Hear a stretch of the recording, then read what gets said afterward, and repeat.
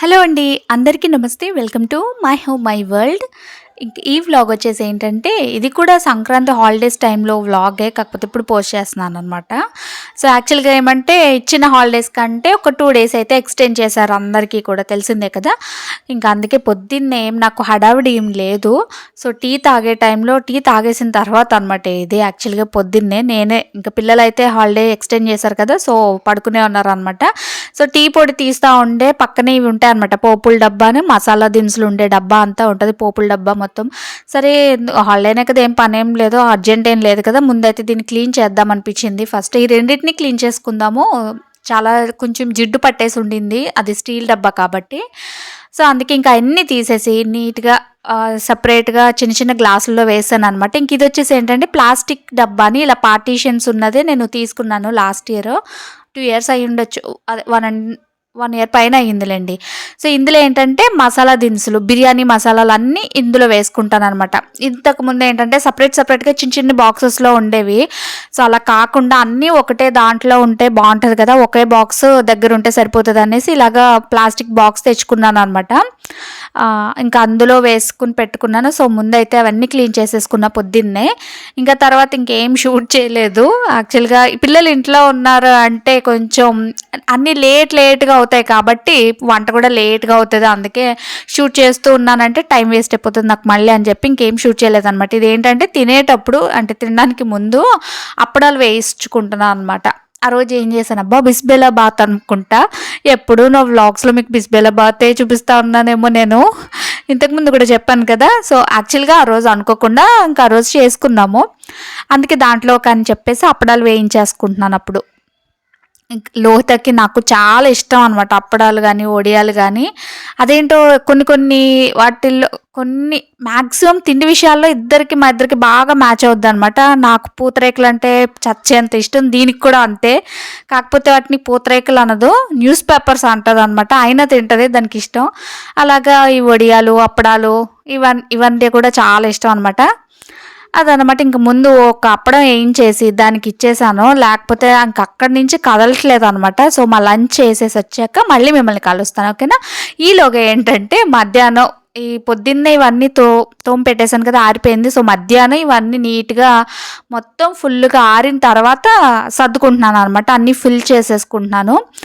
ఈ మసాలా దినుసులు అన్నీ కూడా నాకు ఏంటంటే లాస్ట్ ఇయర్ అండ్ ఈ ఇయరు లాస్ట్ ఇయర్ అంటే 2023లో అండ్ అంతకుముందు 22లో కూడా మా హస్బెండ్ కేరళ ట్రిప్‌కెళ్ళినప్పుడు అక్కడి నుంచి మసాలా దినుసులన్నీ తీసుకొచ్చారనమాట. సో, అప్పటివి చాలా ఉన్నాయి. అండ్ రీసెంట్‌గా వెళ్ళినప్పుడు చెప్పాను గానీ అప్పటికి వచ్చేసేటప్పుడు చెప్పాను నేను.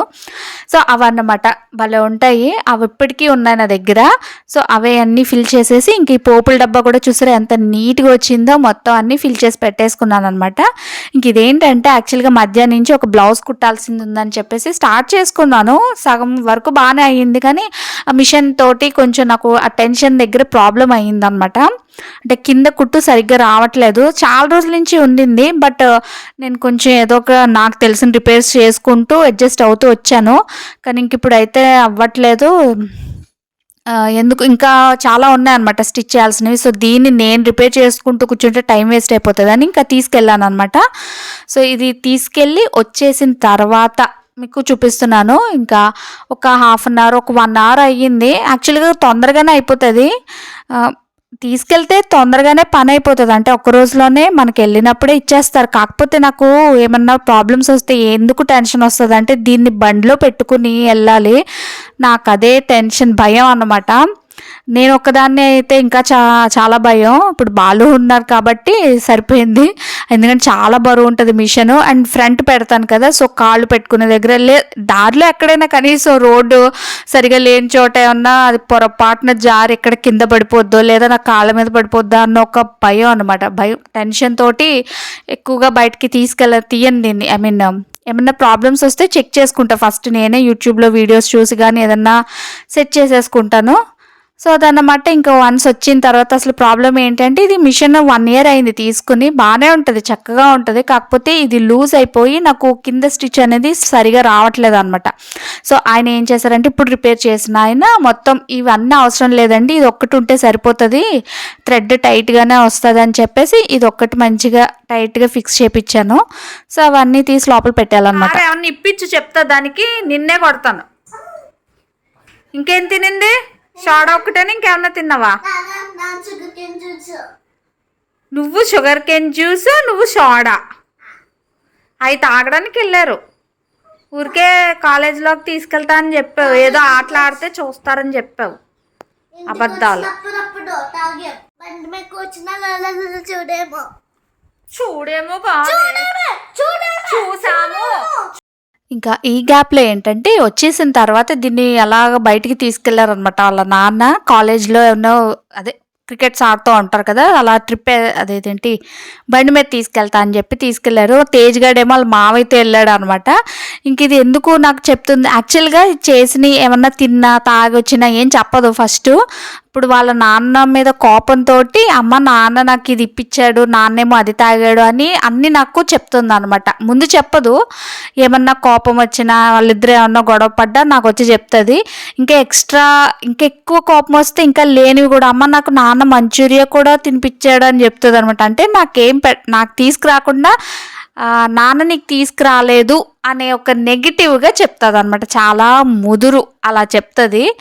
అందుకే వరుస పెట్టి నాన్నేమో ఏంటది షుగర్ కేన్ జ్యూస్ తాగాడంటే దీనికి సోడా ఇప్పించాడని నేను చెప్తానే ఉంటా. అసలు ఏది వద్దు దానికి ఇప్పించద్దు సోడా, కానీ సోడా అయితే అస్సలు వద్దు. కూల్ జలుబు అది అసలు పిల్లలకి తగ్గినట్టే మళ్ళీ వచ్చేస్తే అసలు ఏ చిన్న చాక్లెట్ తిన్నా కూల్ వాటర్ తాగినా, అందుకే నా భయం అదన్నమాట. అందుకే చెప్పింది నాకు మళ్ళీ నెగిటివ్గా అనమాట, అంటే వాళ్ళ నాన్నని తిట్టించాలి అన్నట్టుగా అనమాట.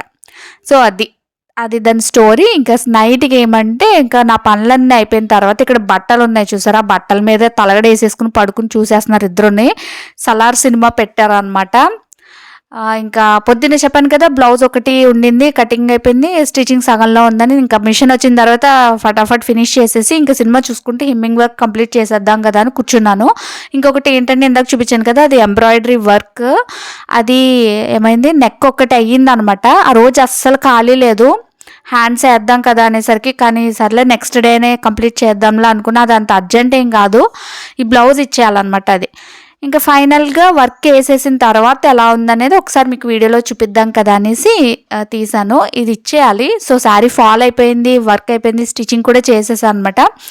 ఇదిగోండి ఇంకా బ్లౌజ్ వచ్చేసి ఏంటంటే మనకి పింక్, లైట్ పింక్లో వచ్చింది. బట్ శారీ ఏంటంటే లావెండర్ కలర్ అనమాట, చాలా లైట్గా ఉంది.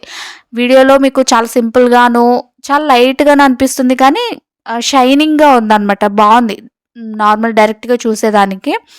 అండ్ అందుకే ఆ లావెండర్ కలర్ వల్ల మనకి కొంచెం డల్గా కనిపిస్తుంది, కానీ లుక్ అయితే చక్కగా బాగుందనమాట. అంటే మెయిన్గా ఏంటంటే వర్క్ ఫినిషింగ్ అనేది చాలా నీట్గా ఉంటుంది. కాకపోతే మనం యూజ్ చేసే కలర్స్ని బట్టి హైలైట్ అవుతుంది. సో మన శారీ కలర్ అనేది డల్గా ఉంటే ఏం చేయలేం కదా, అదనమాట.